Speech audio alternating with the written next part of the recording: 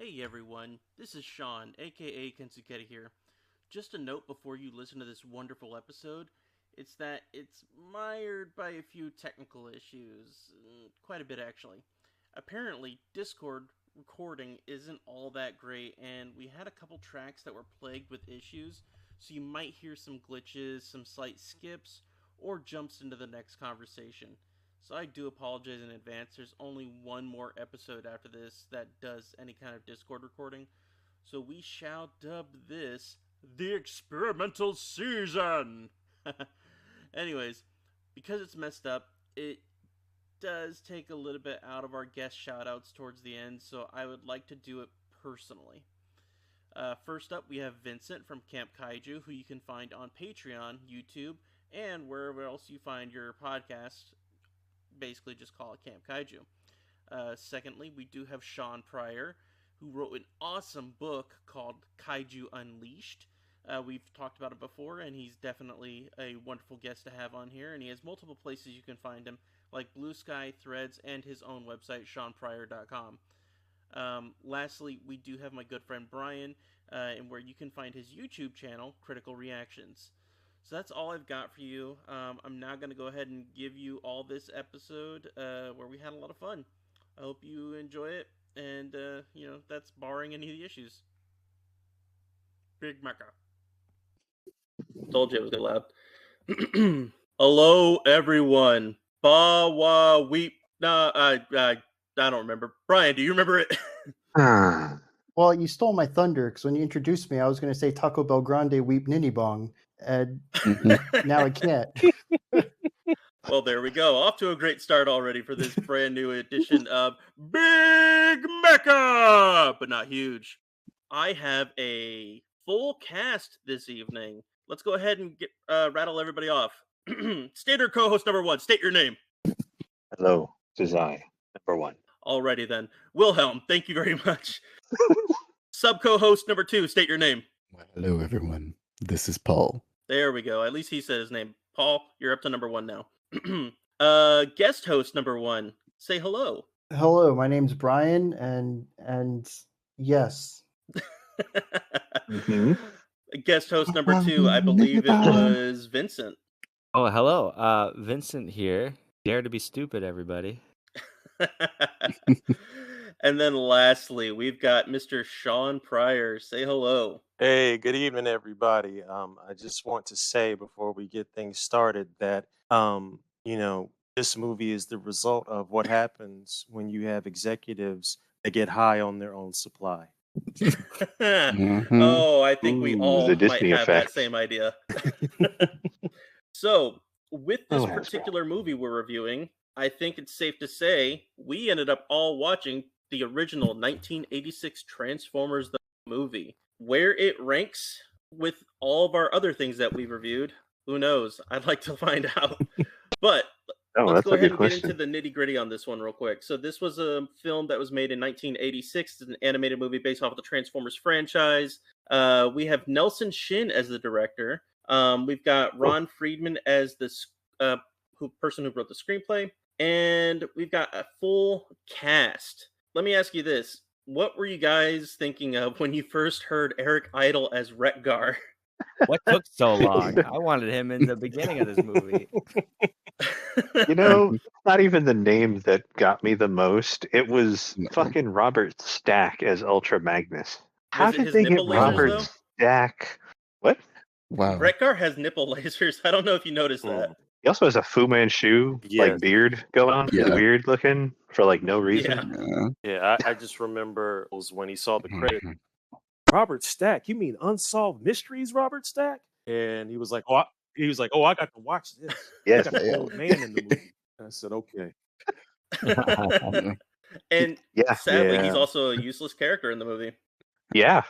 Mm-hmm. It's very weird that they got him for this, and very weird that he's in it. He was also in the TV show The Untouchables. Yeah. They made an actual TV show of that? It's the original black and white TV show The Untouchables from 1950-something or 60-something? Something like that. Well, there you go. Things Seen I didn't know old on stuff. a Transformers podcast about The Untouchables. Yeah, it's Robert Stack. Whenever you see him, he kind of just is always the same guy. When he played Elliot Ness, he was basically the host of Unsolved Mysteries, like the demeanor and all that. That I don't know if that's just him or like he just kind of did that That's forever. Robert Stack. Period. Amazing. So I feel like it's just him. Where I know Robert Stack from, it actually makes sense considering what we just watched. I know him from the Beavis and Butthead movie.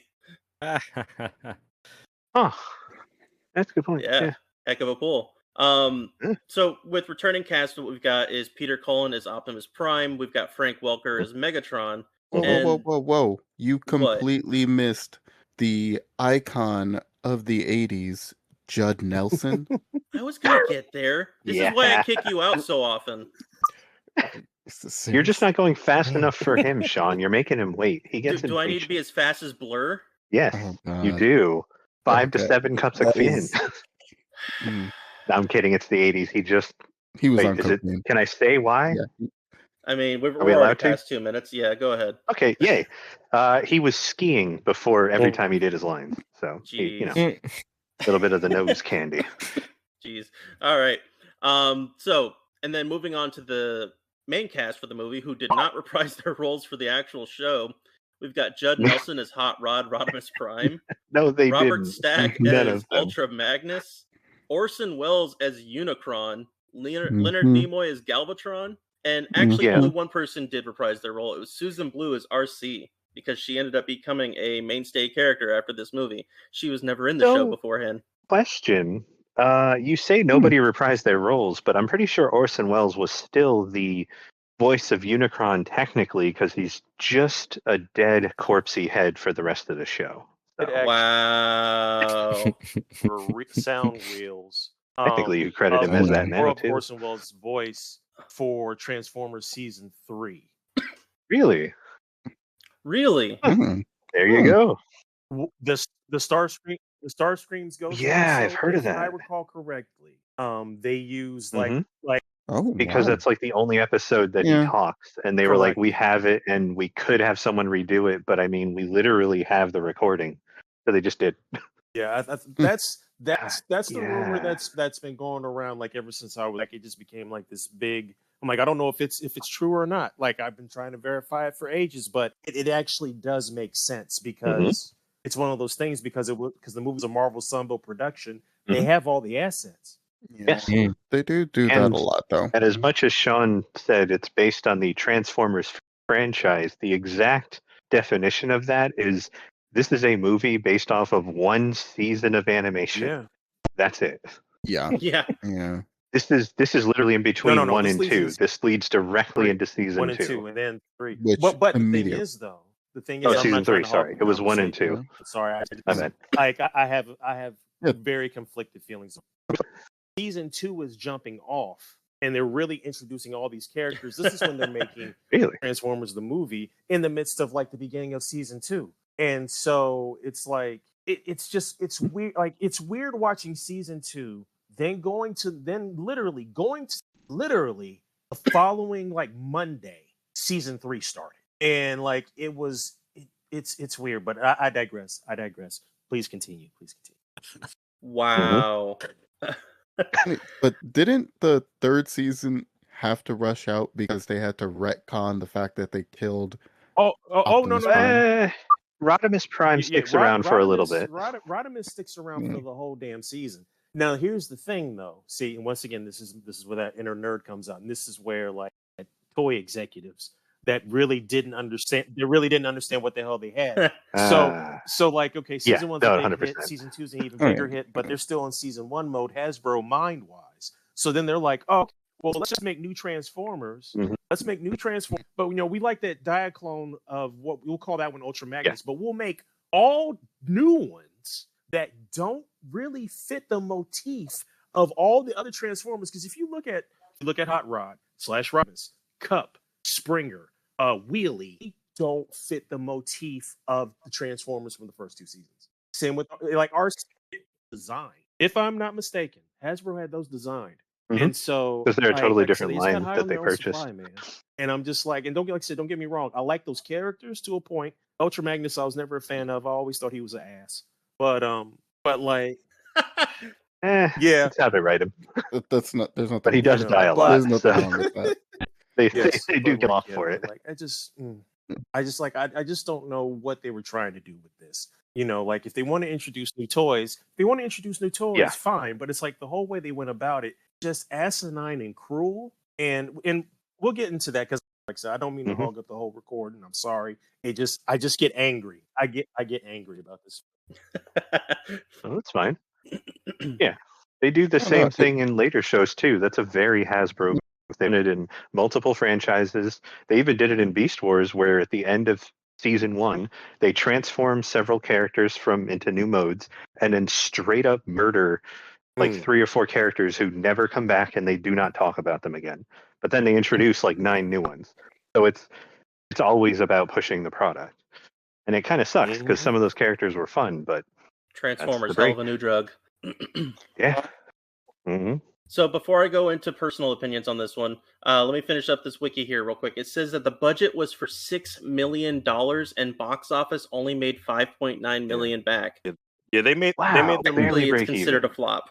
Yeah, well, they made their money back on Well, video. Back animated then. Like Transformers they stuff caked never up makes on money. the Yeah. video Yeah. sales. But yeah. Also, 86, I believe, Yeah. 1985 and Yeah. 1986 were bad years for if you weren't Disney. You did not have a successful film in 85 or 86 because like seriously, it was pretty rough out there. It was ugly. Yeah. I'm assuming that a lot of the budget, not only was it the animation, but more than likely also securing the rights for all those different songs. Oh yeah. Mm-hmm. So Because those were all Ooh. licensed. So before Yeah, we go it was. into everyone's personal reviews, Brian, I know you're not a fan of Transformers. Not? As far as I know, you're not. I like the concept of it, but I think I have failed to see a film that's really grabbed me. But I do plan on watching all of it eventually, sometime in my life. Oh yeah. Hmm. Yeah. I mean, Mhm. if there's one You can movie you skip can some miss of out it, on, but it's Transformers: The Last Night. Yeah, I haven't No, seen that just one. make it a drinking game. no. Seriously, make it a drinking game. You will enjoy the entire movie from beginning to end. So, without being a Transformers fan, what did you think of the movie in general?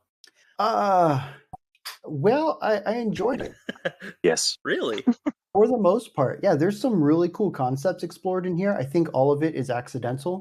I think they just Yeah. happened. Generally, yeah. I think they just happened to land on some really interesting philosophical conversations and themes. And then like Mhm. the other 90% is, hey, let's introduce new toys. And that part I got really cynical about. I can Mm. understand that. I mean, Mhm. I think with the whole kill 'em off aspect, the way that I look at it, after watching a few Gundam shows, I don't mind going into the next generation thing. It's just if it's entertaining, that's really all that really matters at that point. But I don't know. I mean, considering that I grew up playing with Transformers and I did get everything that I wanted, I can't really complain about that. Yeah, that's fair. Yeah. Now, Vincent, Hey. hello. Welcome to something that's not Camp Kaiju. This is monster movie adjacent 100%. Yeah, I this was also a first time watch. I wouldn't say I'm a huge Transformers guy. Not that I dislike Transformers, I just didn't grow up with it. So you all are spitting some Mhm. knowledge here, and I'm just soaking it in. So this is great. To that, Shawn. Yeah, obviously it's your deal here, but yeah, happy to be here. Yeah, so now generally what I would do is I'd like to go through the plot, bit by bit. Considering that this movie is basically a giant roller coaster from beginning to end, I'm just going to share some 2 bits and then I'm going to let whoever wants to go after that. I liked it. I watched it 3 times this week. First time though, it's because I hadn't seen it in forever. I think I'd only seen it 2 times prior, once as a kid and then once probably in my teens, and I didn't remember anything about it. Watching the movie, paying as much attention as I can, and the movie just moves at such a fast pace that I'm like, good gravy, what exactly is going on? Then I watch it a second time, and I finally get like an inkling of like, oh, okay, this. Kind of like somebody who's in their mid 60s trying to understand how Boggle works or something like that.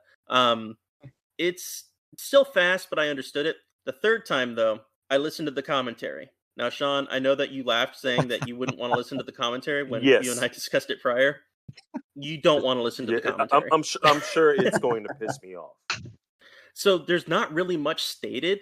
The director's part of it, one of the storyboard artists is on it, and the woman who voices Okay. RC is in it as well. Problem with it though is that they watch it and talk about it kind of like Arnold Schwarzenegger talks about any of his movies that he does commentary for. Oh, yeah. Like at I that never point, all listened you to need him is an do that. Austrian accent and go, "Oh yeah, look at that Transformer go!" It's basically cheering on the scene and not actually referencing anything that Mhm. actually went into it. Like, Yeah. oh So yeah, it's the look at me, opposite there of I am. so it's the opposite of Batman the Animated Series commentary, where they're genuinely discussing the creative process. Sometimes they're talking Mhm. about animation tricks they tried out for like the first time. They're talking Yeah. about character beats, actually commenting on the thing they're watching. Yeah. Yeah. Oh, wow. So I think the first half of this movie, granted it's all kill 'em all moment, the first half of this movie, really strong. After they end up leaving Earth and are on the ship and then, blow up 3/4 of it because apparently they don't want that other quarter being detonated on their end. Mhm. When they end up going to Junk Planet and everything else in between up to the point where Unicron transforms, do not care for. I think that's just a hodgepodge of different ideas that don't really mix well, and apparently that's actually one of the things in the commentary that stood out. Like, yeah, we were kind of just beholden to whatever Hasbro was telling us. We had an idea, and then we had to like throw everything out and then try to stick it all together at some point. So There were yeah, some pacing issues. Yes. oh yeah. Mhm. It's Um, fast, but it's You too got the fast. touch. It also has more needle drops than a James Gunn superhero movie. Mhm. Look for the vinyl and cassette out Tuesday. Yeah. Well, okay, quick funny story. When this movie was coming out back in 1986, local television stations that played the Transformers, they had a commercial where you could win the Stan Bush single, "The Touch." You could win the Okay. vinyl 45 single, Ooh. and it was a giveaway. And I forgot how many copies they gave out. And I remember writing in to see if I could win, Nice. and I won. Ooh. And Nice. I got and I still have I still have the 45. It's at my father's house. And when I got it, and once again, and this is before the movies come out, okay? So you could hear the touch. I'm like, okay, well that's whatever. Okay, cool. But then I flip over the 45 and it says Weird Al Yankovic, "Dare to Be Stupid." And I freaked out because as a kid I loved Weird Al, and I was like, what is Weird Al doing in a for a trans and then come to find out he basically if I- out Devo'd Devo and made Yeah. Mhm. Yeah. if I may, when when that song happened and they're all, I guess on Junk Planet, they're just dancing in a circle. Yeah, moment It was is at so that weird. moment. It was at Oh that yeah. moment where I went from I like this movie to I love this movie actually because this Really? is like this was a moment to me of some tongue in cheek. Someone slipped this in and said, "You know what? We're making a stupid movie, but let's have fun with it." And if the audience gets that inside joke, awesome. But I just love that part. It's like a we know we're not making a great movie here, but let's have fun with it. I You just see, found I it wish really I was able to interesting. keep that mentality watching that exact moment because that's exactly where it loses me. And I get that too. And it's you can come down on either side of it, but it was just so bonkers up to that point. I was like, why the hell not? Yeah, let's just do this. I'm sure the Decepticons will show up any second. Oh, yep, there they are. It's just, it is what it is. Mhm. Nah, I found that So, to be a really interesting part of the film, though. Not did you? not because it's not because it's a recognition of how stupid things are getting, but because for a brief moment we get to see some positivity and joy in a bleak world, and it's done through this universal greeting, which is kind of a dumb phrase. But if you're a bad guy, you're going to be too cool to say it, and so you can Mhm. immediately tell what side someone's going to be on by bringing it up. And so the dance party Mhm. is this joyful naivety, this light in a dark world of finding friendship and bonding and having power in numbers versus one powerful bad guy. Isn't that what we're doing Mhm. stuff? Well, Absolutely. it still remains to be seen for Paul, Decepticon! but, you know.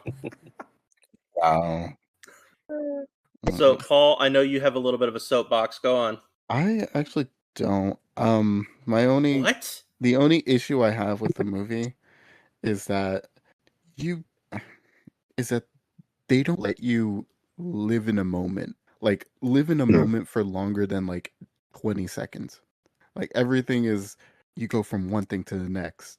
Like Yeah, the that was death my of issue with the Optimus first viewing. Prime. Yeah. Yeah, Mhm. the death of Optimus Prime to everything. I'm like, okay, wow, yeah. And then at the same time, how they showed the bleakness of war from with RC looking as I think she's dragging.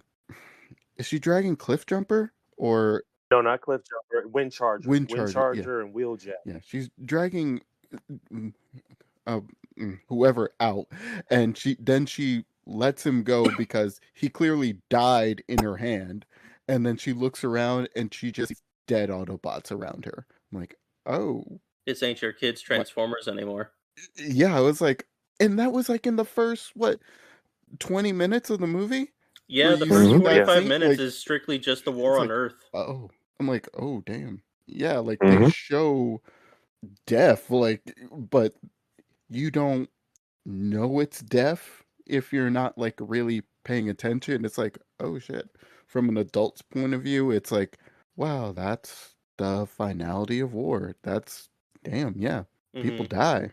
People It die. is Will. it Yeah. is as abrupt as combat actually is, where Mm. you Yeah. blink and then a person disappears, based off of the stories that people tell. Yeah.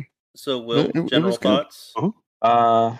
Yeah, honestly, I would say the like the only negative that I didn't entirely remember from the movie, because your memory moves at the speed you want it to, was how fast this movie is. There's there's parts where like I legitimately saw the scene happen, and in my brain I went, that should have been about 30 seconds longer, because it Mhm. happened so quickly you can barely absorb what occurred, and there's no room to breathe. It's just moment to moment to moment to moment. And what is it? I've heard people negatively refer to this in like live action movies, where you don't give the audience a down moment to essentially reset themselves so that they can then have another action scene or more tense whatever it is. Metabot If you season just 1. keep doing it, sure. Mm. If you just keep doing it over and over and over, it's like jingling keys in front of a baby. If you just do that consistently and never stop, eventually they kind of like zone out because it's too much stimulation. That's essentially how this movie feels sometimes. There's just so much happening. You have to like pause and then give yourself a second and then hit play again. And you can definitely 100% miss things if you're just not paying attention. Oh, yeah. But other than that, this is there are parts of this movie you can almost see like which parts they spent more time on and which parts less. There are some really Mhm. really pretty scenes if you like really well drawn and well animated machines, especially when it comes to like Unicron and some of the larger objects in the movie. They look really really cool. So I'm glad that you brought that up, because one of the things that I read in trivia is that Toei ended up contributing to this movie. And when they did, they also brought on a lot of mecha animators who were Hmm.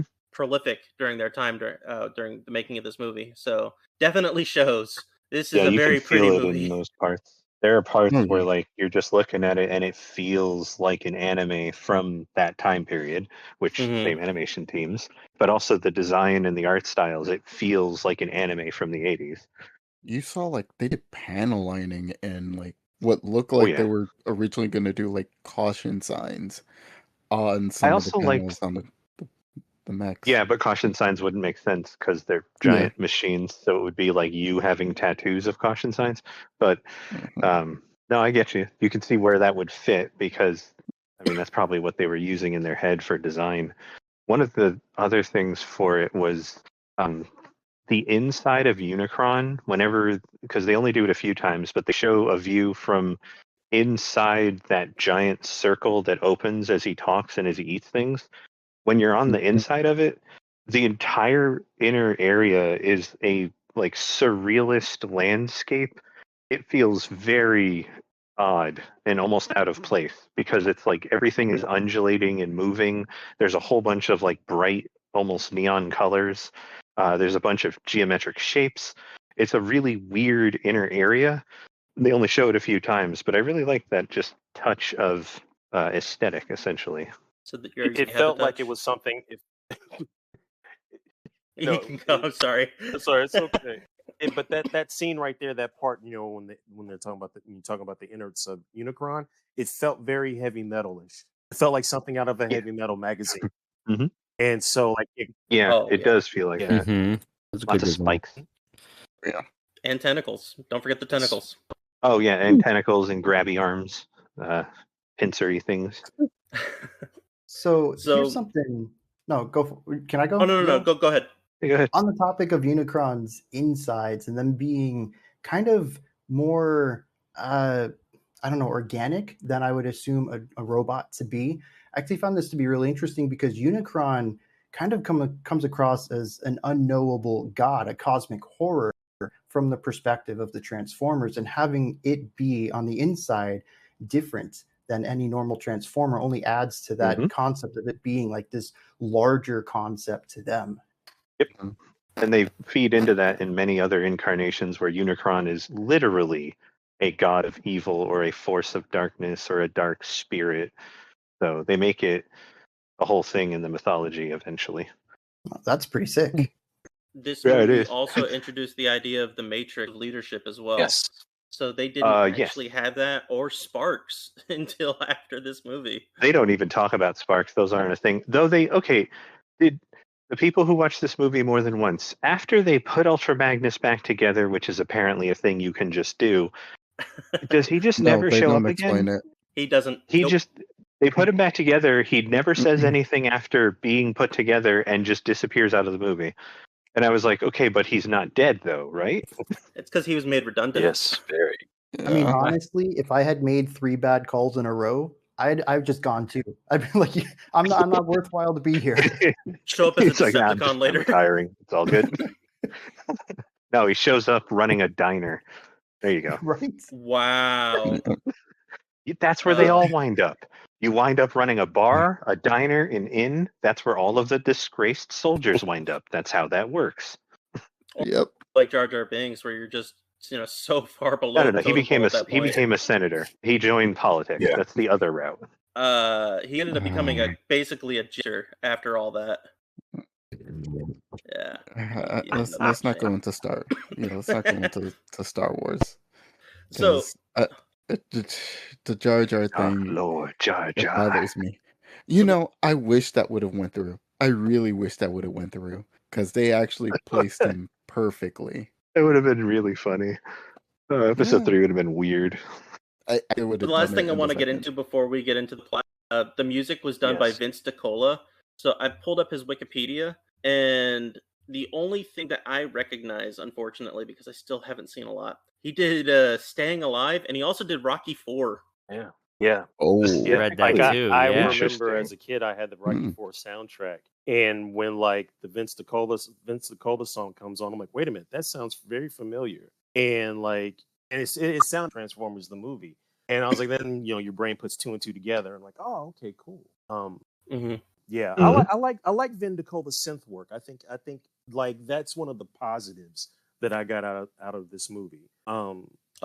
Absolutely. Like his score, like his music scores, his tempo, his rhythms, fantastic to a T. But God, this movie makes me so angry. It makes me... Okay. So let's get into the angry. Let me explain, because all right, I think tell us where the movie hurt hurt you. Here on the panel, okay? And so as a child, I see Transformers when it first comes out. I see the original first 3 episodes, and then like the abridged, and like then and like so we've already set a precedent, and we've set rules, and we've set rules of war. Now, in like talk to like a 10-year-old child. It's bad guys. Sometimes either side can get hurt. They always come back. Okay. And but eventually good will win and evil will go away.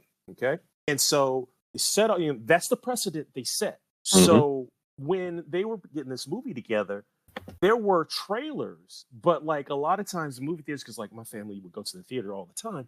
A lot of times those things like I don't see the trailer until I'm watching reruns of season 2, and the trailer hits, and he's all scarred up, and like he starts shooting Optimus Prime, and the narrator is like, "Will Optimus Prime die?" And I was like, "Excuse me?" I was like, "What do you mean?" I'm like, "No, he's not going to die. It's Optimus Prime." And so like now I'm walking in with doubt, going into the movie, opening with doubt, and so me and the family we go, and like you get the Unicron scene, the opening scene, and whatnot. I'm like, "Oh, okay, wow, this is like some Death Star Galactus type stuff. Great, big enemy, fantastic." Then they tell you that they do the credits, the rock music. I can't lie, that Transformers theme is kind of catchy.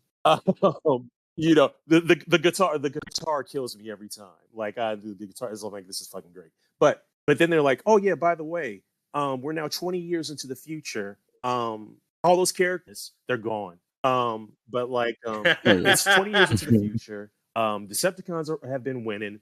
Autobots are down and out, and all this stuff. And I'm like, okay, well, like the Autobots rebound because once again, you're a kid. You've been set the rules from the cartoon series, like just gone. Yeah, Brawn, Ratchet, and I think Huffer. They all take off on that ship, and when the Decepticons bust through the ship, and I'm like, oh boy, and like when yeah. Mm-hmm. And the thing is, in the cartoon, the animated series, you never heard the word die, and I'm like, right? I'm like, right. I'm like, what did he say? Yeah. The first Transformer that gets shot, it's like all the Autobots get up, start firing. The first one that gets shot, brutal. Prowl. And I'm not trying to run through the whole plot of the movie, but I'm just not because he was a police car, it's because he was a black and white Datsun. Okay, that was like one of my favorite cars as a kid, and I thought he was a really cool Transformer because he pulled into you can't say that. Like, that was one of the old rules. Boom, and he shoots Prowl. S&P. And the thing is, he shoots him so hard. Zoom in on Prowl's face, and his eye sockets light up, and smoke just starts coming out, and he falls to the ground. And I was like, "What? What?" And they all just get blown away. Like Megatron, like literally, Ironhide is on the ground, and because Ironhide's always relentless, and like and like Megatron just says, and like literally just from that moment on, I was like, "Smooth." Because the thing is, like like I just felt like I got lied to. You know what I mean? And like, and this is me as, like I said, as a child walking through this. I just felt like I got lied to. And then when I hear Optimus Prime get off of that ship and it says that Megatron must be stopped no matter what the cost, I looked at my mom and I'm like, he's going to die. And the rest of that movie then became, no pun intended, a blur. Prime fight scene is amazing. Don't get me wrong, but I'm like, the only thing y'all did was make me hate Hot Rod. Yeah. Didn't care that he became Rodimus. And like Unicron is cool. Megatron becoming Galvatron was I liked. Yep. I was like, this makes sense. Yep. I'm like, there's no reason to kill Prime. You killed the greatest superhero for kids back in the 1980s. He was fucking Robot John Wayne. Why would you kill Robot John Wayne?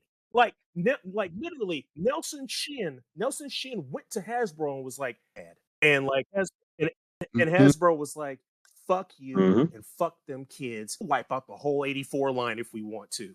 And so nice. Yeah. And so now they're ruthless. So you make this movie, and then you're like, then I'm like, well, I guess there's no season 3 coming because this is all a mess. And then literally a week after the movie, season 3 starts, and this is where it gets weird for me. And I don't mean to take, like I said, I don't mean to hog up the time, and I apologize. I just got to get this off my chest. My thing is this: it's one of the beautiful animated movies of the 80s. Period. But season 3 Transformers, amazing. Because they finally really get to the facts, like, okay, well, we got these rules of war now. We got these new rules. Prime really don't want to be the leader of the Autobots until he does. He's right. He's absolutely right. So you start to then you really start to ruthless. see the after effects of war and how it affects both the Decepticons and the Autobots. You get to see like Galvatron going with like all types of stuff because he's completely lost his mind. But then once again, Hasbro steps in and it was just like, hey, remember when we told y'all fuck them kids? Prime and kill them off again. And they they killed him. Yeah. They killed Prime again. Okay. So like they brought Prime back from the dead. The Quintessons brought Prime back from the dead, supposedly. And it was a plan for them to get the Matrix so they could take it and have the power. Then Prime, was started to fight it and decided and like crashed the ship into like the Quintesson planet, and everything blew up. And so basically Hasbro was like, this is the last time we're telling you he's not coming back. Toy sales dipped even further, and they were like, oh, bring him back. So then at the end, like near the end of season 3, you get the 2 or 3 part, The Return of Optimus Prime, where the Quintessons didn't, like the Optimus Prime they brought back wasn't the real Prime. They had the real Prime, and like they brought him back. And like there's virus that started to like devastate both the Decepticons and the Autobots and turn those robots. Yeah, I read that this morning. Yeah. It's straight up a trope to kill Prime. Yeah. Oh, they killed him again? Sorry. I have no idea about any of this. Oh, no. Mhm. Was that the Rust Plague? Yeah, I think it was the Rust Plague. Yes, and like Yeah. and so and like Rodimus completely lost his shit, and Optimus Prime comes back. They find a cure. He gets the Matrix leadership back. Bumblebee becomes Goldbug, and Transformer roll out. And I was just like, but the thing is, season 3 is very good. It does so many cool things. It also connects the G.I. Joe and Transformers universes together, because there's an episode in season 3 where the scientist can take the life out of a Transformer and put it into a human body, and that person was Cobra Commander. And you don't, but like you kind of think it is him, but you're like, oh, it's not him. They're not ever going to cross over. And literally toward the end of the episode, because in the future and he's older, he's got the mask on, but that's it. That's all you really recognize. And about to scream Cobra, and he just starts coughing because he's old. And I was like, this is brilliant. Wow. Like season 3 is great, and like I really like season 3, but like I hate the movie. It's gorgeous. I hate it. The only good thing the movie does, and the only good thing the movie takes from the first 2 seasons, is that Megatron and Starscream still have beef. And when Starscream realizes, oh, I could get rid of Megatron, I could rule the Decepticons, bye. And then when yes. So it's funny that you mention that. Will actually sent me a message the other day saying, I think the first thing that Megatron says on screen is how much Starscream's a bitch. The first line out of Megatron is just to shade Starscream. That's it. First line of the movie. So catty. Yes, those are some catty ass. Oh, he's so petty. Him and Starscream, it's just old married couple who fucking hate each other. Great. Yeah. I love the dynamic. I apologize for like the long rant. I'm sorry. Oh, that's fine. All good, man.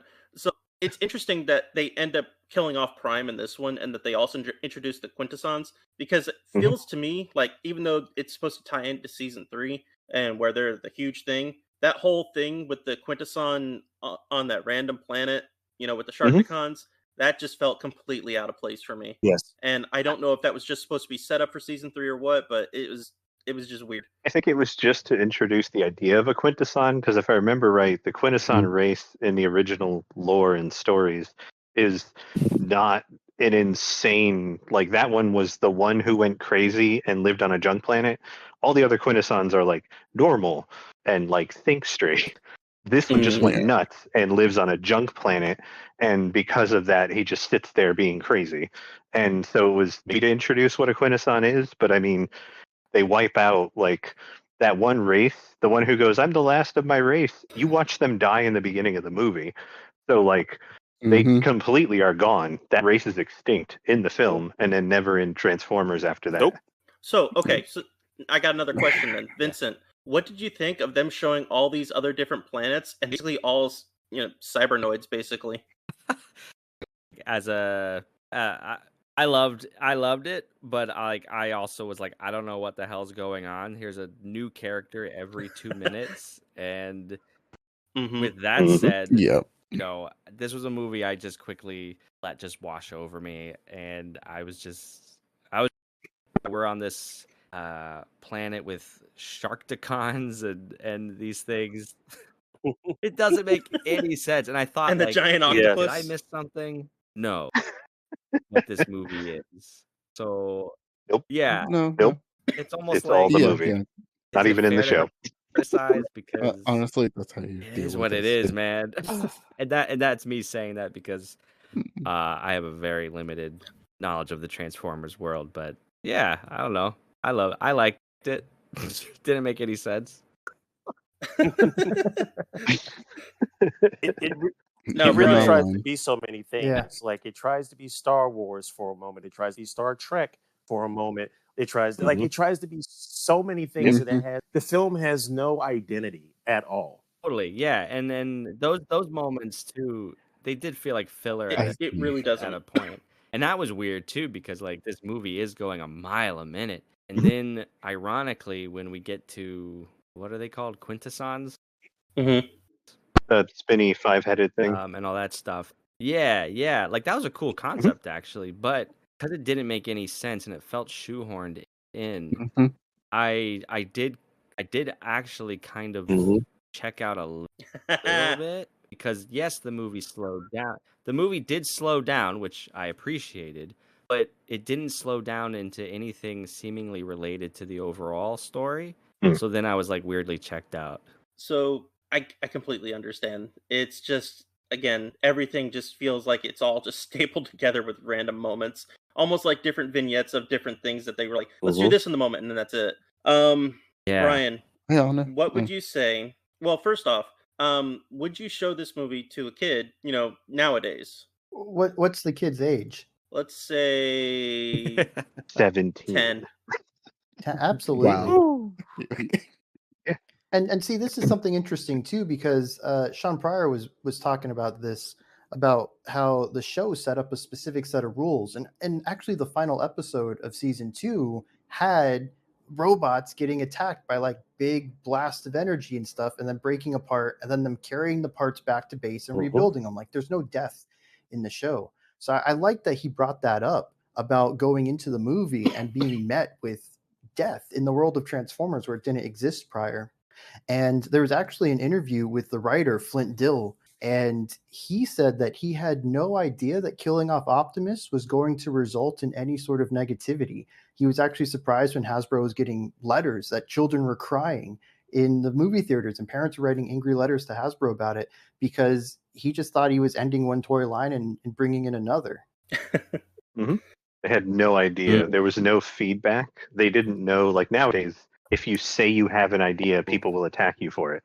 Back then, you could make an entire film, release it, and then it would take like 2 months for you to figure out if people liked it or like not. a lot of times in the 80s, especially with cartoons, they didn't test market those out to kids. Which is wild because that's the audience. Correct. And you would think that, but once again, man, hey man, getting high on your own supply. You see all them toy sales, you see all them ratings for the cartoons, and it's just like we can do whatever we want. They're going to buy the toys, and they literally killed the franchise. They killed it, like literally from after season 3. There was like a 3 or 4 episode season 4 where they bring in the headmasters, and all these channels in the syndicated channels in the United States were like, yeah, we don't want no more. We're good. And oh yeah, I think I saw something where it said that after they did the initial run, they did a sequel series only in Japan. Then they did Gen 2, and then nothing else for years until I think Beast Wars. Yeah, like Japan literally just took the mantle and was like, yeah, we're gonna do everything y'all was supposed to do. We're gonna go ahead and do it. And like the stuff in Japan, Japanese fans, like they're real. man, like the Japanese stuff, wild, but it's good. Like I like it. Like I like it. There's a lot of cool stuff that comes from that. Not only that, like that's where, because once again, Hasbro not thinking and not knowing any better, like Battle Beasts. Battle Beasts were beasts, but Hasbro was like, we don't want to do that. We'll call them Battle Beasts. And like, sorry. I get mad because like, just when you put incompetent people in positions of power, this is the result that you get. Because because you get a hit doesn't guarantee it like anything else you're going to do is going to be a hit. Like there's just no common sense in the damn room. What's the one brother in the room? Looking at you, GoBots. Yo, I like the GoBots. I don't care what nobody say. Yo, I used to be a hater. I used to be a hater of the GoBot because you taught us as a kid like, well, that's the generic stuff. You know what I mean? Like Tonka like borrowed them toys from Japan too. All those GoBots came from Japan, and like they had a I'm not gonna lie. I'm a fake Transformers God. fan because I grew up with GoBots before I went I'm into mad Beast that I didn't Wars. collect GoBots. Like, I'm really mad I didn't collect GoBots as well as Transformers, because I collect the Transformers, but not GoBots.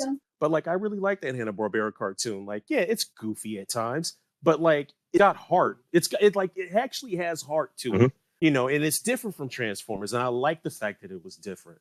You know, and so Mhm. Oh, it's okay. It's okay. You So- bring up a lot of good points too. Like I would love to see the intersection of when companies realized, because this is more of a modern concept, because now literally everything is marketed this way. But in the modern day, everything is marketed to an idea and a feeling. You're selling an idea of something, you're not selling an actual object. So, like for a TV show, you have characters, and the characters that are liked the most get the most merch made because that's the one people are attached to. And the people aren't technically mentally buying the product, they're buying the feeling they get when they think of that character. Yeah, because it's like a product, but like psychological manipulation, which is what marketing is, that's what they're doing. Back then they didn't understand that, so they didn't think it mattered. They didn't realize the reason they were successful was that. The reason you're selling an Optimus toy is because people fucking love Optimus Prime. Not because you're Hasbro and you're toy cool. It's because that show you made them emotionally invested in the character, made them like it, and there's You're a whole absolutely right. bunch of other stuff that goes Beautiful. into it. So, fun stuff. That's a great point.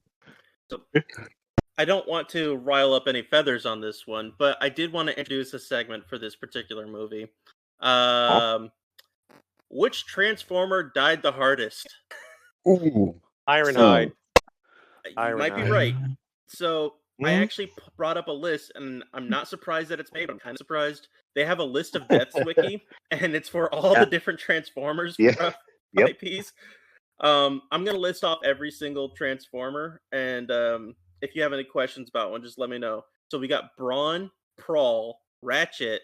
I'm sorry, Prowl, not Prawl. Ratchet, Ironhide, Wind Changer, Wheeljack, Huffer, Kickback, Bombshell, Shrapner, Skywarp, Thundercracker, Optimus Prime, Megatron, Starscream, Sweep, Arbalest, Kranix, Ultra Magnus, Shockwave, Dirge, Ramjet, Thrust, and Unicron. This has more Transformer deaths than any single thing I have ever seen. Good lord. Funny thing is, you said Kickback, but if you watch the animation, while Kickback might have been dead, Unicron uses Kickback and a bunch of the other ones and turns them into the Sweeps and the minions essentially for Galvatron. Cyclonus. And then Kickback is Thundercracker was one of- Scourge. Did you see that? Yeah, Thundercracker becomes Scourge. That is true. Too bad it wasn't voiced by Peter Dinklage. You know what? I'm just gonna keep my mouth quiet because Peter Dinklage is a fucking asshole. Oh, All right. Anyways, Hey, he So- ruined my favorite series, my favorite show, my it's favorite not the movie. reason Game of Thrones is bad. if you're going to No, say there's a Toxic reason- Avenger, you're wrong, and I'm not going to go into why. Mm-hmm. Thomas the Tank Engine? No, Toxic Avenger. Toxic. I don't know how you take us. So, Shawn, you said Ironhide. Yes. Mm. All right, I'll give you that one. It says shot by Megatron in the head, so definitely. And before he got Bryan. shot by Megatron in the head, he got shot in the damn chest. Yeah, he did. Mhm. It was brutal. What? Which one of them has their eyes like burn out with the smoke? Prowl. Was that Prowl? Prowl? Yeah. That was Prowl. Prowl. I think Prowl is the most graphic death. Although we do legit watch, it's really fast, but Ultra Magnus does pop like a balloon. His Yeah, head like flies toward the screen a little. So, but yeah, but I would say the Prowl one is more visceral. Like as a human, watching a vaguely human-shaped thing like have its eyes burn out of its skull, very Indiana Jones, very like face melt. So, Bryan, which death? I'm not going to give you a name, and just can you figure out or remember which one like caught you off guard? Yeah, it's Prowl. There's Definitely no Prowl. setup for that. You can't be ready for that. No. It's right at the beginning of the film, and it's so graphic. Yep, Even 20 minutes in. even Starscream getting vaporized at the end Yeah. is nothing compared to what happens to Prowl. Mm-mm. Like, I'm so Vincent, what about desensitized you? at that point. I'm like, okay, he got Thanos, whatever. I'm trying to just go through them. There are so many. and all the names just Yeah. to the untrained Transformers fan, the names do all kind of blend together a little bit. But I agree, there was one his eyes smoke out Indiana Jones Raiders of the Lost Ark style, and that took me off guard. Yeah. So before I ask Will and Paul, for me it's going to be Unicron, but it's not because of the visual, but it's because of his voice right when he dies. He goes like, "You will never forget." Such a weird read. It was. There was no second take for that. No, it was just strictly just because of that. Will, go ahead. Is it Prowl? I would say, because that one's just the most visceral. Like it sticks in my head. The one where Megatron just pins Ironhide to the ground is brutal, but they show him fire and you don't see like his head blow off, which is surprising given the rest of that scene. I feel like they could have just included that, for shits and giggles. But yeah, I would say that one, because they make us look at a giant version of his face and really feel his horrifying pain. Or actually, now that I think about it, slightly worse than that, were the guys at the end being melted, screaming as they fall into the vat of purple acid. That was pretty fucking brutal. That was metal as fuck. Yeah. I don't even know who died, but I was like, Jesus, they're alive when they hit that. And it takes a couple seconds for them to like stop moving. So they're just screaming in agony and then they stop because they're dead. I'm like, Jesus. Oh, and the 10 seconds. The 10 seconds Daniel is just sitting there like... Oh, where he turns to the screen and starts freaking out because he thinks his dad died? Yeah. He thinks he literally let his dad die. It's so terrifying. That scene is so brutal. With this movie, I wouldn't have put it past them to let Spike die. Like it was close. It was close. I was sweating there. That was good. Yeah, so before I get to you, Paul, I do want to let you guys know there is a trilogy of books out. I've mentioned this before, but it is the Transformers trilogy that they did back in the early 2000s, written by Scott Cienson, and then I think for the first two novels, and then the last one is David Cian. I think it's just him using his pseudonym. I don't know. But the very first chapter, before they even get into the awfulness of it all, because they're really bad.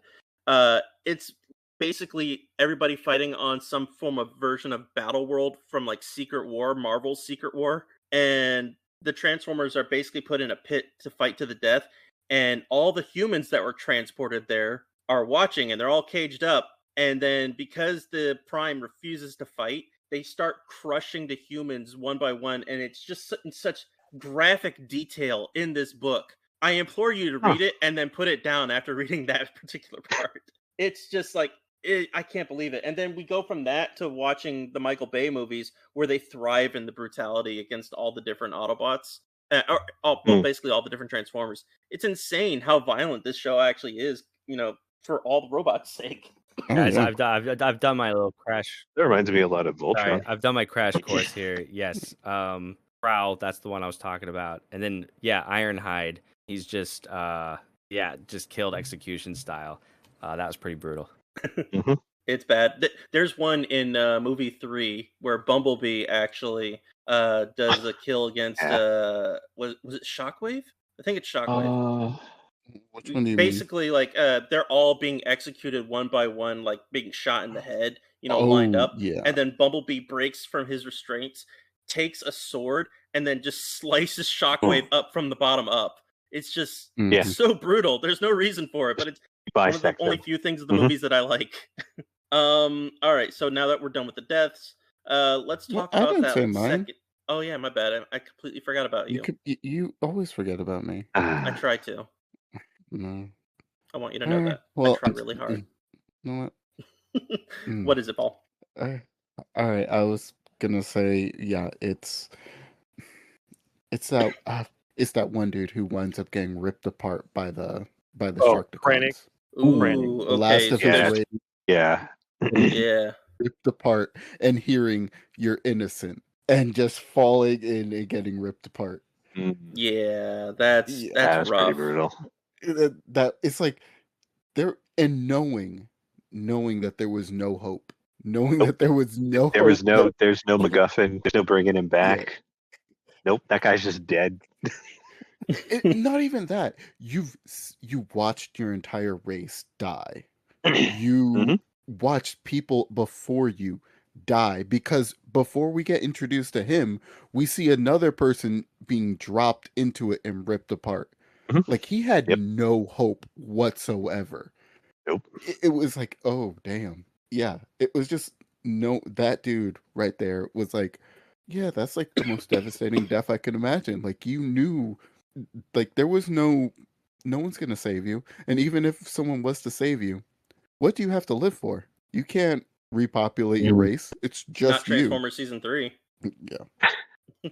But there you go. So, with the second half of this movie, like I said, this is where I start having my problems, because the first half is basically just the whole kill 'em off part, which I was fine with. I mean, I've got a whole backlog of toys, sitting in my closet that are unopened because, yeah, I'm a Transformers toy fiend.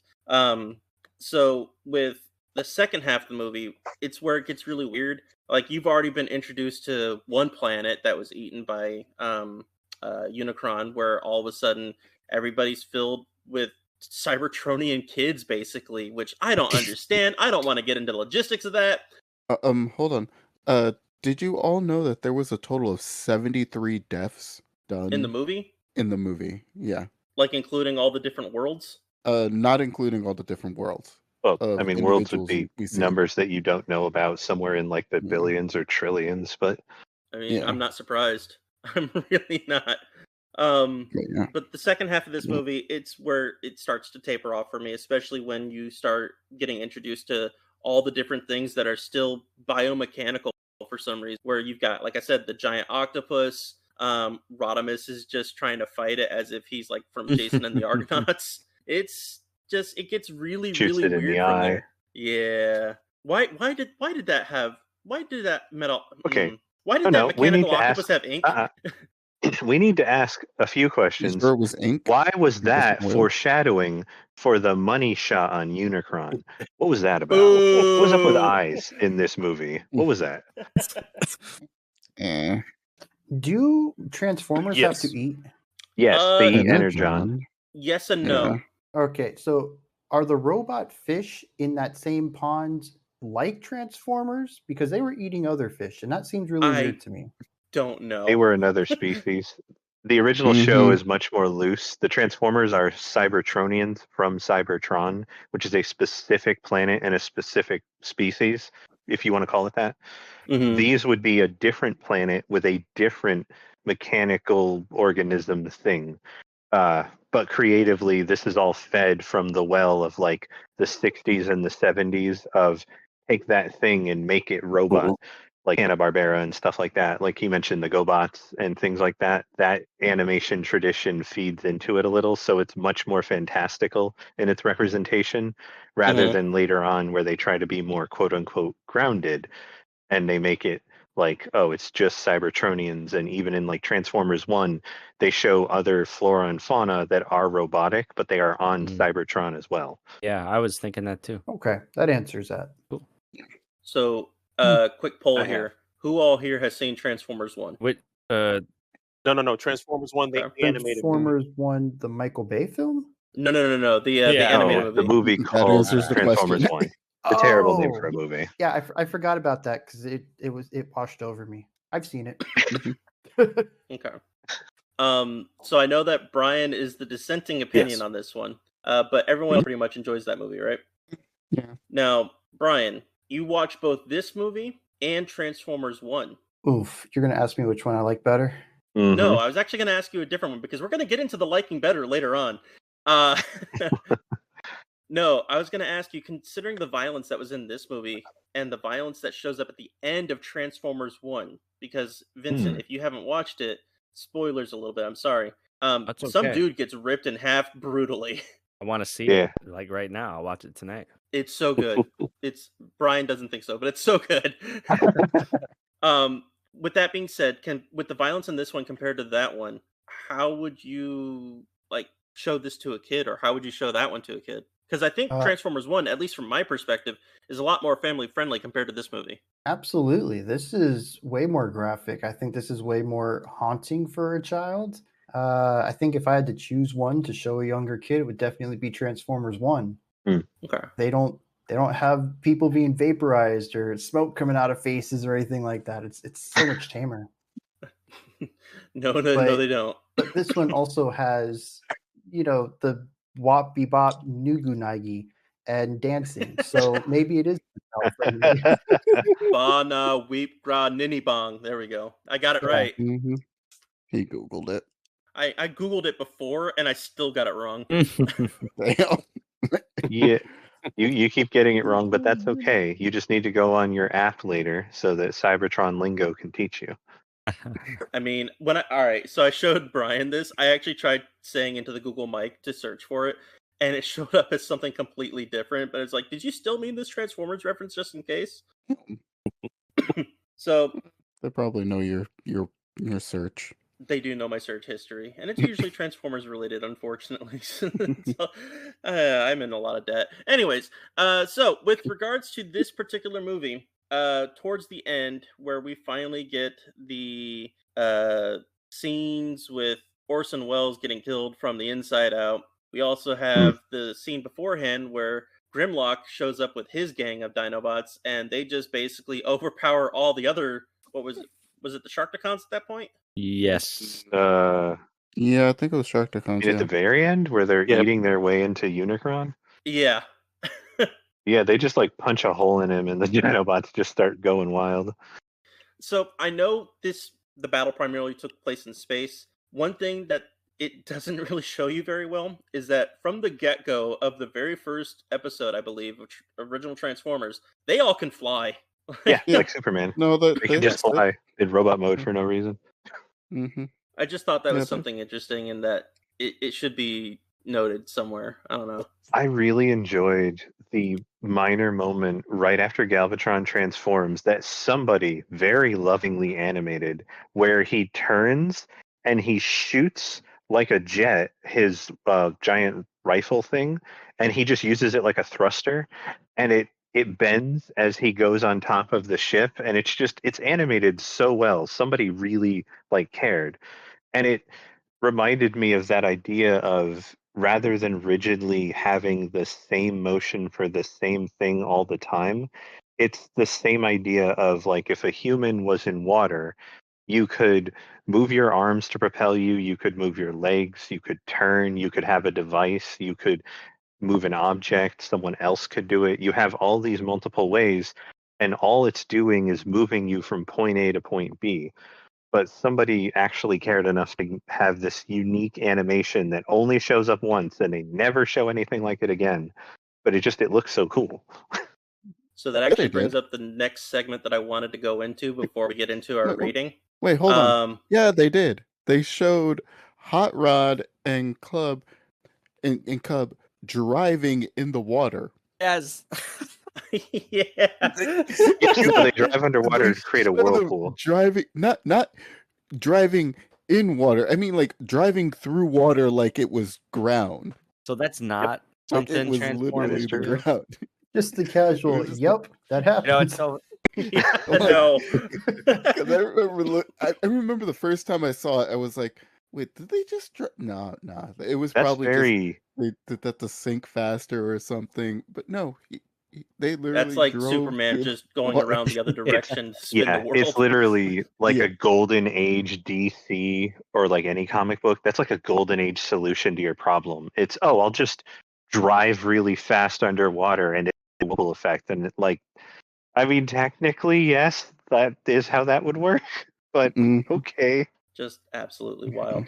So the segment that I wanted to bring up, who had the best transformation? I'm going to start off with Shawn Pryor. Who do you think actually had the best looking transformation in this one? And if you don't know the name, it's fine. For everybody. But who had the best looking transformation for you? I would say, in all sincerity, it's Unicron is first, because when Unicron finally transforms, they really go all out in animating that, and piece by piece, bit by bit, that transformation is gorgeous. I will say, however, that the Optimus Prime transformation once he's in Yeah. truck mode and he's running over Decepticons, and you can see like the steering wheel from the inside. That's really cool. And But then when he does his jump. jump and the rocket boosters happen and he transforms, man, that shit Mhm. gets me so hyped. Like I will flip a table. Like Yeah. That is Yeah. one of the coolest on there. like old fight animations of Optimus ever. Like when people are like, "How cool was Optimus back in Yep. the day?" Just show that clip. I mean, when you see people playing with figures now, that's the pose that they want to put him in. Oh yeah, but Unicron would definitely be, because like the Prime one is dope and it's awesome and it means so much to me, but that Unicron animation cannot be beat. Mm-hmm. What about you, Vincent? Unicron, because I wasn't expecting it. Because, like, again, I'm going into this movie completely blind and naive about everything. I just thought this was I mean, I thought it was a cool concept just to be like a sentient planet like being. But then it took it to the next level, a planet-sized mech. And I was like, yeah, I'm here for this. That's pretty cool. Oh, man. Unicron's really awesome looking. Bryan, what about you? Yeah, Unicron. All right. Enough said. We got Unicron across the board so far. Paul? Yeah, of course. I have to change it. I've because I've seen it before. I still have to go with the first Optimus transformation. It, no matter how many times I see it, it still puts me in that mood of hell yeah, he's about to go and fuck shit up. That's Yes. Optimus fucking Prime. It's Optimus fucking Prime coming at you. Yes, the Unicron one was as detailed as possible and looked gorgeous, but it doesn't do it for me. Like it's cool, but the Optimus transformation always is epic. I completely agree, man. Because I was having a toss between either Unicron or Optimus, but honestly, especially because they do the thing in one of the more recent movies, and it just gives me goosebumps every time I get there, especially with the needle drop. Oh my god. Yeah. It's so good. It does it so well. It's just, but like the Unicron, like seeing it for the first time, yeah, that's huge. But I've seen Unicron transformations before. I've seen him in games. I've known about him from the comics. It's just, but seeing Optimus charging in as Optimus fucking Prime, not giving a shit that his trailer appears halfway through and appears randomly. It's like I don't care. Makes you forgive it. Yeah, so, it makes me forgive it. It just it sets the mood. It sets the mood and it sets the pace, and it makes you realize, yes, I'm watching freaking Transformers. This is Optimus Prime here to save the day, and also knowing that he's about to die in like the next 10 minutes. Kind of just like. The funny thing about his trailer disappearing, that's actually one of the things that they did mention in the commentary. They're like, yeah, we didn't really know what to do with the trailer, so we just kind of made it disappear. We didn't have any idea what to do with it. That's fantastic. Will? So, two things. One, Unicron has a six-pack. That's wild. That's just wild. Two, Unicron's transformation is very reminiscent of the SDF one from Macross.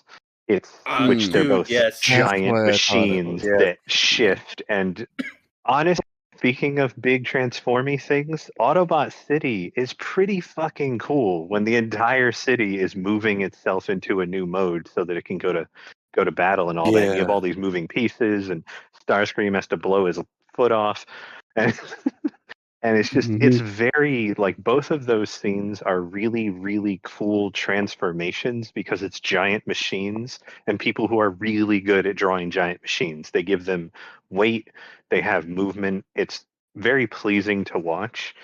But I will give you a third option. I really enjoy also the Galvatron transformation because we get to see inside that version of the Transformers.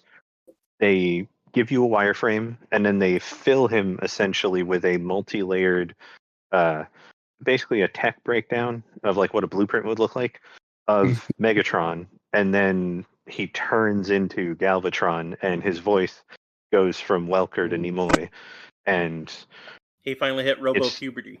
yeah, I guess. And then Leonard Nimoy comes back 20-something years later for a totally different character.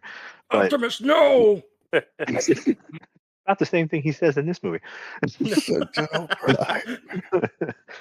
Unicron, no! It's essentially that. But Pretty much. Greater. I really Why must you enjoy that torture me? Galvatron one for how it's done.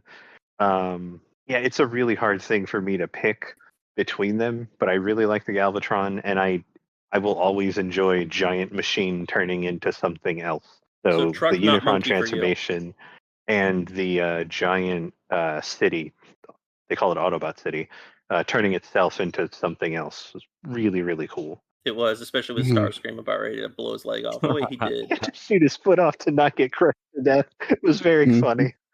He whined about it too. The last thing, because I completely forgot about this, and I shouldn't, considering that this entire movie is a giant music video. Favorite needle drop, and Can I for go me, first? I'm actually gonna. Oh, go ahead. Oh, no, go for it. You're already on a roll. I was gonna say, for me, it was honestly Dare when you see everybody going towards Lookout Mountain, and Hot Rod beginning. puts Daniel in, and then they Yeah, that part's really go. good. Yeah, Mhm. I love that. That's such a good hit. But what were you gonna say, Brian? I actually wanted to bring this up all day. Okay. Do people actually Mhm. like the music Yes. in this? Wow. Yeah, When I I added finished- 2 of the songs to my gym mix. No, I mean, here's the thing, right? The songs are good. I'm not going to say that they're bad music, but the first thing I did when it was over was went and looked if there was a fan edit without the popular music tracks in it, and no Mhm. one's made one. And that's when I realized I'm probably in the minority here, but I hate all of the pop music in it. How's it that would be feel, so Sean? much- How's it feel? I think it would be so much better with a traditional soundtrack score. If they had more Vince DiCola stuff, I think I probably would have enjoyed that a lot more. But I did like the drops in this. I would have So- enjoyed less repetition to I can get kind of behind go off of Yeah. what he's saying, because We they didn't- only had like 3 licensed songs and they used them over and over and over. And I think it would have been better to have the movie bookended by certain pieces and to Mhm. really give them an impact, because I was kind of tired of hearing Dare the 4th time. This movie's Yeah. only an hour and 20 minutes. It's not that long. Yeah. I'll give you that. And I think I'd even just take something without lyrics, like when Megatron and the Decepticons jump into the shuttle and they make those first deaths early on. As soon as they get in there and the action starts, there's like this hair metal song that comes on, and it completely ruins the mood for me. And It I sounded hate like it. Alice Cooper. Yeah, Mhm. that's a good point. Yeah. There are a couple of times where the music doesn't feel like it lines up with the tone of the scene, but then the Right? scene's over before you can even notice. So That's true. So I don't have any favorite ones other than when the word dare came on when they went through Unicron's eye. I thought that was the only time things actually worked. Shawn Pryor. Wow. Okay.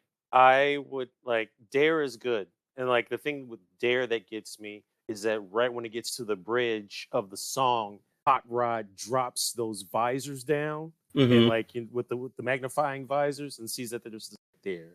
I hate to say it, but like you got to touch as much as I should not like that song. The fact that like it's Prime, it's Optimus Prime time when that song comes on. I'm like, fuck yeah, let's go. Because that is still the like for me, that's my favorite part of the whole thing. Like I get to see Optimus Prime be one of the greatest superheroes of all time. And then Hasbro said, hey man, fuck you. But yep. And it turned into chump change. But yeah, I probably would go with Stan Bush's The Touch just because of it linking with Optimus. So Vincent, which one? Yeah, what song plays when they're driving to Lookout Mountain in the beginning? Dare. There. Okay. I think like Don't Yeah, feel that bad. A lot of sequence them is just- sound the same. Yeah, they do. After They a while, do, they they do do. kind of like merge into one But- conglomerated 80s rock ballad. Man, I'm saying the same things over and over again, but like, it's not perfect. It's not a perfect movie, but I love hair metal from the 80s, even like the Mhm. generic stuff. So this had me hook, line, and sinker. Good man. Paul. But that particular drive, like that sequence that I'm with Dare was It's like a so perfect good. melding of wheels and heavy metal and robots. I was like, fuck yeah. This is it. This is what I'm here for. Yeah, Paul, I have to go with The Touch. Like you I would. can never hear that song and not think of this movie. Like no matter, like it can pop up in like the most random freaking place. I'm automatically thinking of Transformers. It's The Touch was properly placed with Why'd you say it like that? Optimus. The touch is properly placed. You could tell because of how it made him feel, Shawn. Yeah. Every single touched me episode. in a place where God. many don't. Like it touched That's me. all Shawn wants out of this series. Nope. Just That's wants why I to kick him know out. Will, where it Wow. touched him and how good it was. last thing before we can get into the ranking. No, honestly, the Dare needle drop as they're going up the mountain, and it's just the two characters go from this like Andy Griffith show moment to Mhm. he jumps on the most dangerous thing I've ever seen a child jump on, nearly dies, and then Hot Rod picks him up and he's like, "No, you got to ride in style." And it's like, so we're just gonna gloss over that he nearly killed himself. We're just gonna gloss over that. Yeah. Okay. Just want to make sure. The '80s, man, dating back when it was dangerous. So he hoverboards, nearly dies, hops in the hot rod. It's a very cool moment. It's drawn really well. It's very, very pretty. And then they get up to the top, and just it feels very good. The At song Lookout itself Mountain. is very energetic.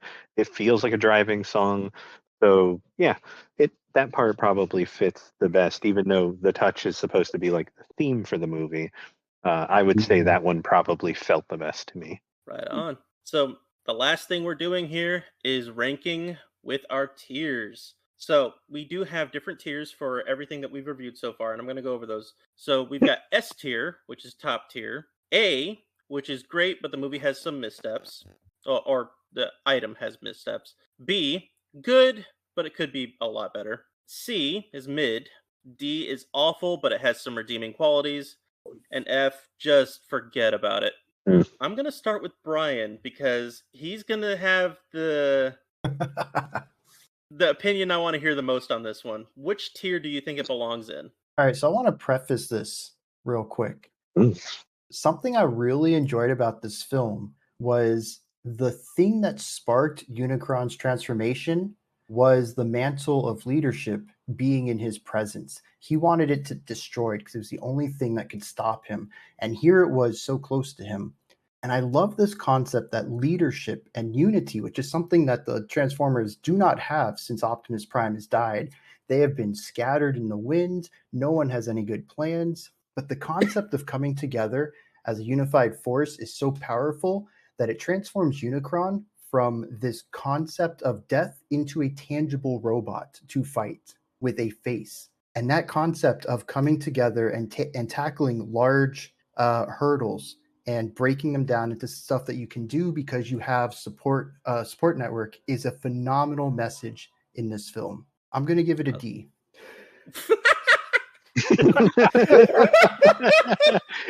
Ew. And that's why this movie is trash.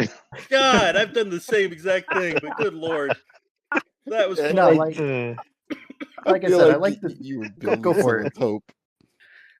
I like the themes in the film, but it is really tough to get through, and there's too many points that I just wanted to zone out on it. So it's nothing I'm going to return to. All right. So we've got Bryan for D tier. Will, you're next on the line. Ooh. As much as I love a lot of this film, I would probably put it in A tier for me. It's very, very good. I really enjoy the art style of films from that time. I kind of want to go back and rewatch it right now because it's easy to miss stuff and it's a little more fun to give it another round. And it's just a fun movie for me, and I see myself going back to it. So it's definitely an A tier for just the enjoyment aspect and how it's put together. It is very silly though. So I'm gonna skip me for now. We're gonna go on to Shawn Pryor. What do you say? Okay, I've been thinking about this one for a while, since you sent me the tier rankings a while ago, and I've been thinking about this a lot. Here's the thing: it is a beautifully animated movie that literally does. It's literally an instruction guide on how to kill a franchise. And this movie, there are three things. There are three things that executives and like people that got into power and entertainment all took the wrong things from. The 86 Transformers movie, The Dark Knight Returns, and Watchmen. Everybody took the wrong things from these movies or comics. And it's like, oh, everybody just wants dark, grimy, and gritty. Fuck those kids. Let your heroes die. And all this stuff. But like, you're not looking at the actual story itself. You just see the mood and think that the mood will set dollar signs, when all it really leads to is copycats and bad stories. But as I said before, it has moments. Like I said, damn it, the movie's gorgeous, but the story is bad. The idea is bad. Like the characters are really cool. Like, even though I don't like the designs for Cup and Springer. I don't really like those designs. I give it a B though, because here's the thing. There's promise within this movie. There are good things in this movie, like when the gentleman was talking about, like, how leadership makes things change, and it made Unicron change into a robot to literally try to destroy Cybertron. And because besides that, he was just floating around like a mobile Death Star, eating planets like Galactus, and was like, "Yeah, I'm good, man. Y'all can't stop me." There's the Matrix. Yeah, I'm killing everything. Everything must die. So, but there's promise, and I'm living off the promise of the film, but which does not deliver what it should. And if I could go back in time, I would slap the living shit out of every single one of those Hasbro execs. Seriously, like I said, I give it a B. I'll give it. Okay, Paul. Great answer, Paul. I'm gonna give it a B. I'm gonna give it a B. Like, I won't go back to purposely. I wouldn't have gone back to purposely watch this movie if we weren't reviewing it. However, it's not the worst thing I've seen. I do see a lot of their failures with it, but knowing it's coming from Hasbro, the same company that literally is basically murdering every single one of its IPs, I'm not surprised. Like, I'm surprised at how much detail went into the movie, how many minor, like, little things that a fan of Mecha would enjoy is in this. But at the end of the day, it literally feels like a cash grab, but it's an enjoyable cash grab. All right. For what it Vincent? All right, here we go. I'm gonna give it a B, but I do want to say some more things about it. And first of all, I grew up loving Beast Wars, and it wasn't until much later that I realized that was a Transformers property. So much later. So, like, aside, watching this movie, it's a gateway drug for me into the greater franchise. Like, I legitimately want to dig deep into this now, and I know this is the movie that introduced a lot of things, but I want to look up the series from the 80s and maybe dive into some of those live action movies. I know the reputations are questionable, but good, bad, and campy. I'm here for it. But ultimately, this movie left me. This is the review I left on Letterboxd.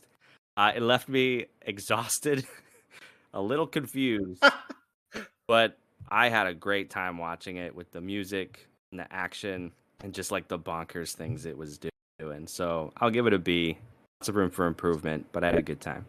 I like that. I like that a lot. So, I guess it all comes back to me. Obviously, the animation is amazing. It's a very beautiful movie. I mean, we've only seen upgrades since then, barring Transformers Energon and Cybertron.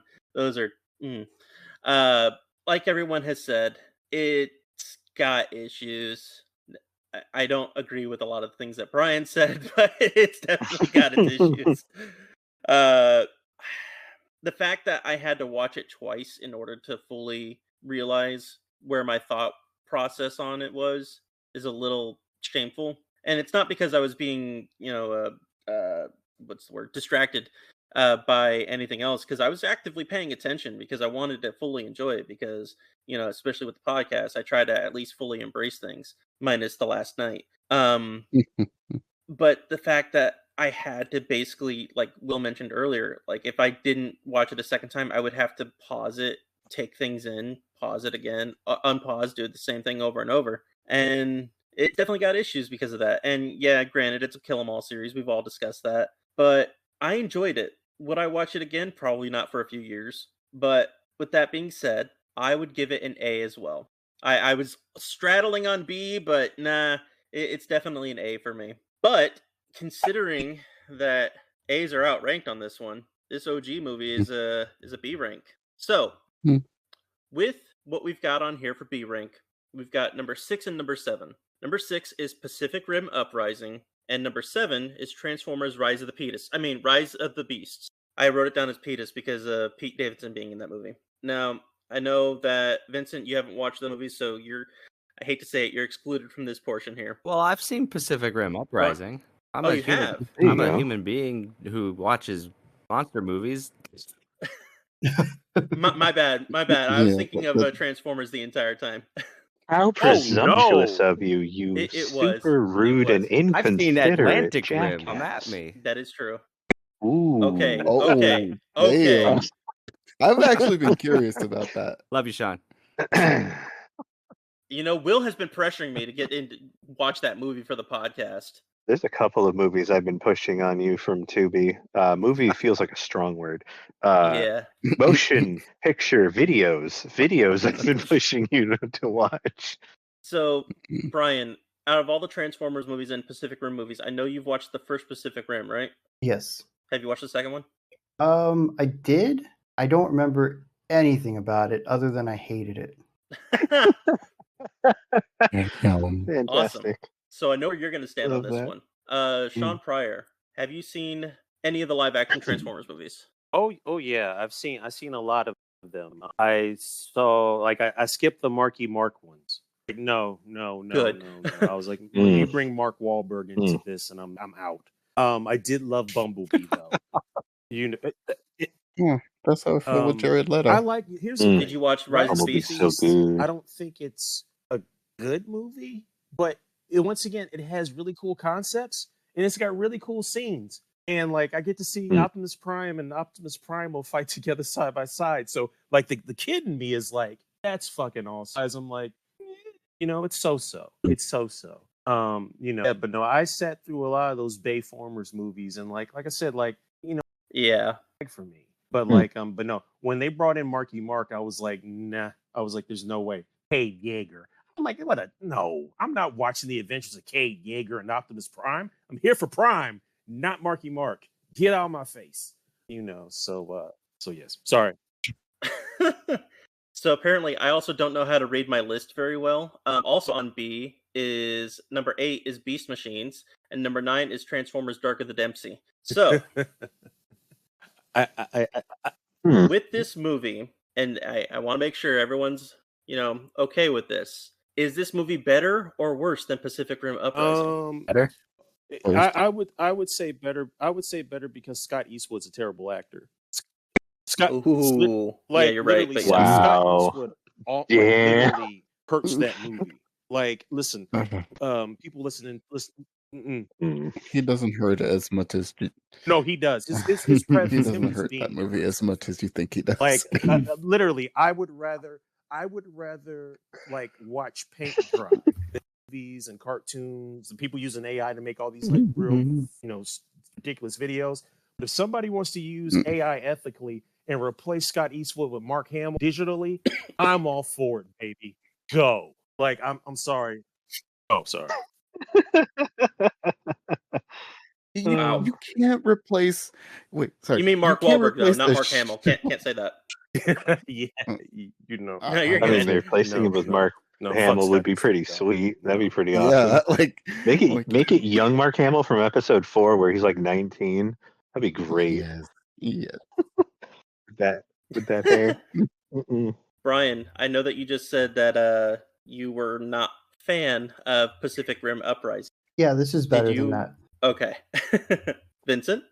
Yeah, I think I'm only going to say it's better than Pacific Rim Uprising because I don't really remember much about Pacific Rim Uprising, but Transformers the movie I'm going to remember for a long I like time. that. For better or for worse. Will? You know, I think I might put it above Uprising because just for the sheer fact of the same reason I would have given it a higher score. It's a fun movie, and as much as it goes too fast, it makes it an enjoyable watch. And even if you miss something, there's a part of me that's like, you can get it on the next round. It gives you something else to kind of, look for and pay attention to and pick out. So I think I would put this above Uprising in our rankings. I like that. Lastly, Paul. I would put this below Uprising. I like Uprising more. Whoa. Okay, And explain I have yourself. actually No commentary on that. like okay, I enjoy the movie, but I'm not purposely gonna go back and watch it. Unless we're doing another review of it, I'm not gonna purposely go back and watch it. Uprising, anytime I watch the first Pacific Rim, yeah, I'm going to follow it up by watching Pacific Rim Uprising either the same later on that day or later on the week watching the second movie. I don't see a reason to watch this Transformers movie again. Like, it's Shocking, but I understand. not on my but at the same time, I'm not a big Transformers fan, so me putting it below Uprising isn't a big deal. Isn't really anything. It's just saying I enjoy watching my robots fight actual monsters than watching Optimus Everyone, Prime this get is going to be the murdered. last episode that Paul is on, so Oh, what? Wow. I'd rather watch Are him we doing get- open I'd rather auditions after watch- this? we are definitely. Bryan, you have some free time, right? Oh, wow. Yeah, sure. All right, cool. Yeah, replacing me right there. I'm hurt. I mean, my takes are probably just as awful too. So Yeah, but I think yours I could, probably dig at just a little bit. I gave this Oh, film a yeah. D. Again, just a little bit. What more do I have to do to upset you? I don't Put it know, in not F yet. tier Just- and openly state how this wasted your time. We have a limited time of life on Earth, and you genuinely think that anything would have been better than this film. A nap, being sick in the bathroom, getting punched in the face, falling down the stairs. Literally anything would have been better than this movie. That is exactly where it's why we from. have the F tier there. Yeah, that was So Medbot I Spirits. am with everybody except Paul on this one. I'm going to put the Transformers movie above Uprising. I would go back to this mainly because I want to get use out of my Blu-rays for it. But I also even though it has its issues, I still have a really good time with it. And Pacific Rim Uprising, anytime I think of Uprising, I always think of the first one more, and then I always think of the anime that came after that more. So Yeah. with Uprising, all I can think of is the giant thing that happens at the end. So So with that being said, what we've got for our final rankings here, at least for this episode, S tier at number 1 we have Beast Wars, 2 Pacific Rim, 3 Transformers 1 the Peter Weller cut. Then an A tier we have number 4 at Bumblebee. Number 5 is Mobile Suit Gundam G Kooks. Then B we have Transformers OG movie. At 7 Pacific Rim Uprising. 8 Transformers Rise of the Petus. 9 Beast Machines. 10 Transformers Dark of the Dempsey. For C tier we have 11 Transformers 2007. 12 we have Metabots Season 1. D we have 13 Metabots Season 2. 14 Transformers 4 Age of Consent. Bad movie. 15 Transformers Revenge of the Fallen. And then F tier at 16 Transformers The Last Night. And then 17 Metabots Season 3. I feel good about this particular ranking. That's all, Will? Yeah, no, I agree. Cool. I'm good with it. I'm good So with it. we do have some stuff coming up for this particular show. We've got basically, since we're not doing Metabots anymore for this season, Nope. we are only doing movies. And for the movies that we've got, let's see here, we have Alita Battle Angel coming up. We Is that also have next week? Promare, the animated Trigger movie, and then Real Steel. So that'll wrap up season 3 when we get to there. And then as soon as we're done with season 3, Oh we're boy. jumping right back into Toku for 2, where the first thing that we're going to be watching is Kamen Rider Black Sun. So, Oh, y'all gonna love that. Yes. oh, I've seen it once. I love Black Sun. I have not seen it, but I have a differing opinion from Shawn on that one live action Kamen Rider movie. The Kamen Rider, Shin Kamen Rider. Yeah. Yeah, that one. Which one is that one? Is that the one with David Hayter? No, that's No, the Guyver. Oh, Right, Guyver. that's a totally different thing. Yeah, I always forget. Guyver that. has lovely anime if you ever want to watch it. Very, very violent, but very good. But with that being said, I've got nothing else that I want to go over on this movie. Have you guys have a good time this evening? I had a blast. I had a blast. Thank you for letting me Yeah. rant, and I hope I didn't annoy anybody. Nah, man, you're good. All right, fine. All good, man. Thank you. Well, Shawn, Yeah, where can that's we great. find you online? Okay, check this out. You can find me on Instagram at the Shawn P Show, SHAWN, letter P. You can find me on Blue Sky at Shawn R Pryor, SHAWN RPRYOR. Those are the 2 best places to find me online. You can also find me on Threads as well. I think under the Shawn P Show. And those are basically the 3 best places. You also have a Patreon. It should be like patreon.com/ either Shawn Pryor or Shawn R Pryor. You can sign up for free, or you can join for $1 a month.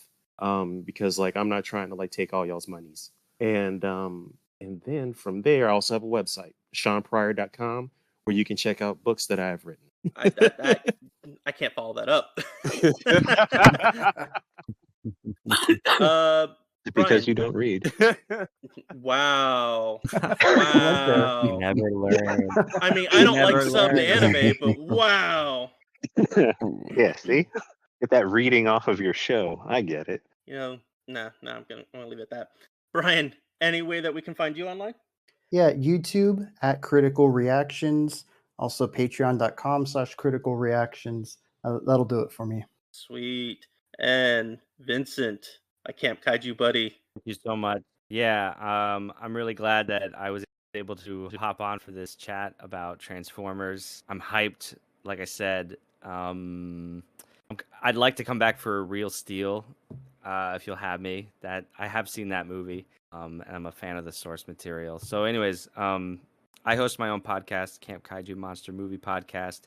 Both Shawns are dear friends of the podcast and contributors to past episodes and future upcoming episodes. Hell yeah. So you can find that podcast, Kaiju, wherever you podcast. And we also have a Patreon, patreon.com/Camp Kaiju, basically all over the internet. So you'll find us. But thank you again. I hope to chat with you all some more. And I just put on hold at the library while in the midst of our conversation the Rise of the Beasts movie, because I did want to see that one based on my love of Beast Wars. I'll let you know how it goes. I hope you enjoy it, because I think the ending has some really cool stuff, but it's a journey. It's better than the other Babe verse, at least. Yeah. The bar was quite low. I will say, I will say it does have. If you like the soundtrack in this, you will enjoy the soundtrack in that movie. Yes. It was a very 90s New York vibe. Amazing. I'll find something I like in everything, so I'll hang my hat on that then. Thank you. Awesome. Pleasure. So good. With that being said, till all are one, everybody. Have a good night. Night. Hey, Peace. everybody. Peace out. See ya. All right, how do I Good turn night. this off?